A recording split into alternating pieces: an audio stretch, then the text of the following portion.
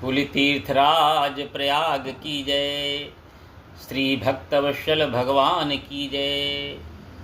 आइए आज हम इस वीडियो में चर्चा करेंगे तीर्थराज प्रयाग की क्या महिमा है। इसका वर्णन जो है पद्म पुराण में स्वर्ग खंड में जो है उल्लेख मिलता है।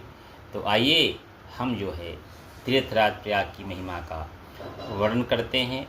आप सभी जो है ध्यान से, श्रद्धा से, भक्ति से तीर्थराज प्रयाग की महिमा का श्रवण कीजिए।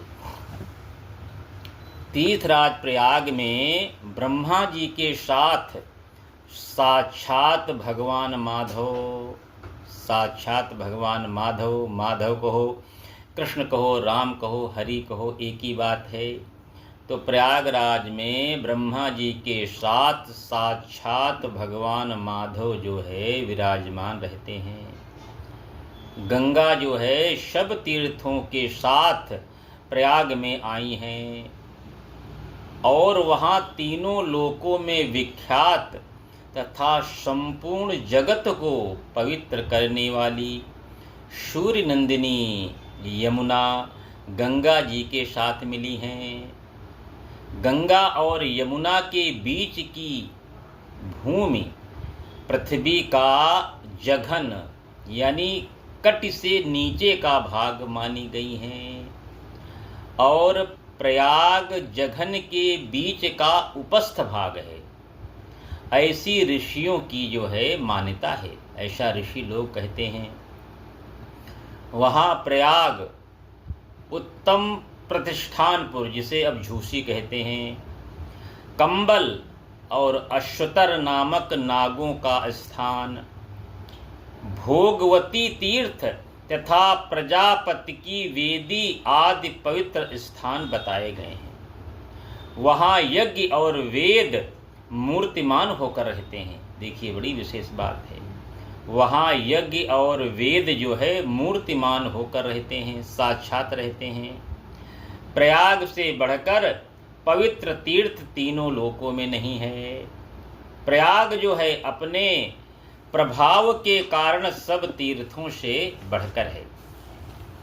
प्रयाग तीर्थ के नाम को सुनने, कीर्तन करने तथा उसे मस्तक झुकाने से भी मनुष्य सब पापों से मुक्त हो जाता है। जो उत्तम व्रत का पालन करते हुए वहाँ संगम में स्नान करता है, उसे महान जो है पुण्य की प्राप्ति होती है, क्योंकि प्रयाग जो है देवताओं की यज्ञ भूमि है। वहाँ थोड़े से दान से भी महान फल प्राप्त हो जाता है।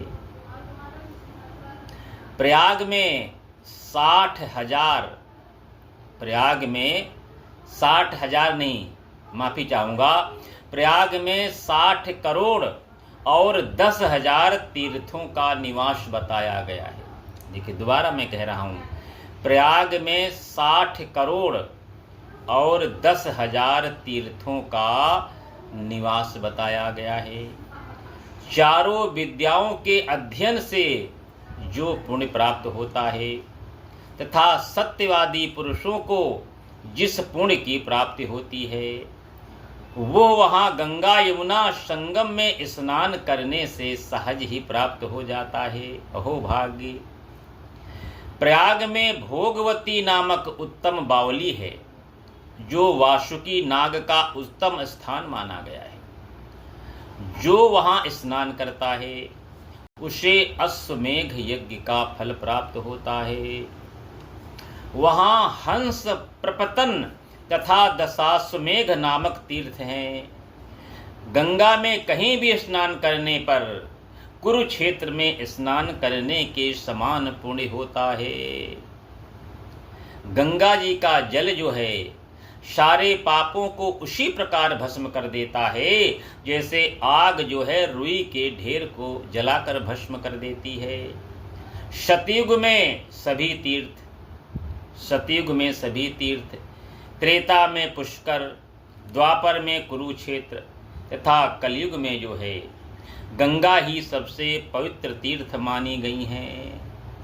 तो बोली श्री गंगा मैया की जय, श्री तीर्थराज प्रयाग की जय, समस्त ऋषियों की जय, समस्त मुनियों की जय, आज के आनंद की जय, बोली श्री भक्तवत्सल भगवान की जय।